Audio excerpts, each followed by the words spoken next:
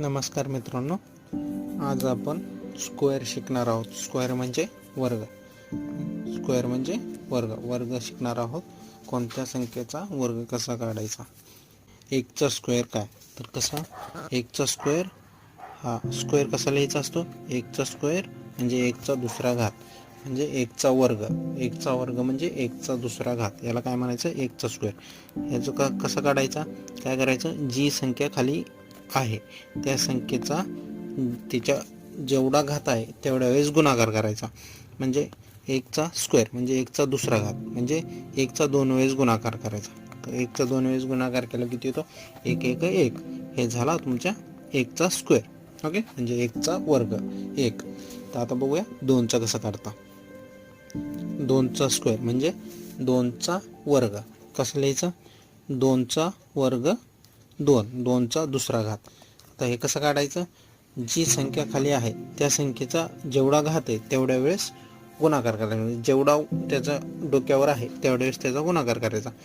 2 गुणुले 2.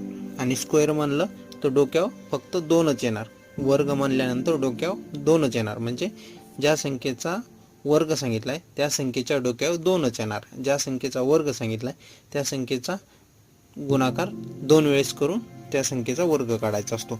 तर आता 2चा वर्ग 2 गुणुले 2 म्हणजे 2चा वर्ग किती आला, 4. हा झाला तुमचा 2चा वर्ग. आता 3चा बघूया. आता म्हणलं तुम्हाला 3चा वर्ग, 3चा वर्ग किंवा 3चा स्क्वेअर जर म्हणलं तर 3च्या डोक्यावर 2 लिहायचं आणि 3चा गुणाकार 2 वेळेस करायचा. किती झाला 3चा गुणाकार, 3 गुणुले 3, 3 त्रिक 9. हा झाला 3चा वर्ग किंवा 3चा स्क्वेअर. तर 4चा बघूया. जर तुम्हाला म्हणलं 4चा वर्ग किंवा 4चा स्क्वेअर तर काय करायचं, 4 गुणुले 4 गुणाकार करायचा, 4 चौक 16. हा झाला तुमचा 4चा वर्ग. आता 5चा वर्ग बघूया. 5चा वर्ग कसा करायचा, 5 गुणुले 5. हा झाला 5चा वर्ग. 6चा वर्ग बघूया. 6चा वर्ग किंवा 6चा स्क्वेअर कसं लिहायचं, 6 गुणुले 6. 6 6 36. हा झाला तुमच्या 6चा वर्ग. ओके. आता 7चा वर्ग बघूया. 7चा वर्ग, 7चा वर्ग 7 गुणुले 7. 7 7 49. हा झाला 7चा वर्ग. ओके. 8चा वर्ग बघूया. आता 8चा वर्ग, 8चा वर्ग म्हणजे 8 गुणुले 8. हा झाला 8 8 64. हा झाला 8चा वर्ग. 9चा वर्ग बघूया. 9चा वर्ग म्हणजे 9चा स्क्वेअर, 9 गुणुले 9. 9 9 81. हा झाला 9चा वर्ग. ओके. आता 10चा वर्ग बघूया.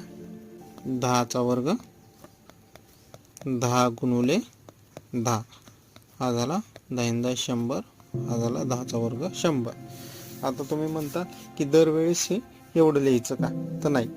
तुम्ही एकदा पाठ केल्यानंतर तुम्ही डायरेक्ट पण लिहू शकता. कसं, जर तुम्हाला वर्ग काढायचा असेल तर कसं काढायचं हे तुम्हाला सांगितलं. लिहिताना तुम्ही कसं लिहू शकता, 1चा वर्ग 1, 2चा वर्ग 4, 3चा वर्ग 9, 4चा वर्ग 16, 5चा वर्ग 25, 6चा वर्ग 36, 7चा वर्ग 49, 8चा वर्ग 64, 9चा वर्ग 81, 10चा वर्ग 100. असं पण तुम्ही लिहू शकता. थँक्यू. उद्याच्याला आपण बघूया 11 ते 20 पर्यंतचे वर्ग कसे काढायचे. दोन्ही पद्धतीने बघूया, ह्या पद्धतीने आणि पद्धतीने, म्हणजे डायरेक्ट कसे वर्ग काढता येईल ते पण बघूया आणि ह्या पद्धतीने कसे काढतात ते पण बघूया.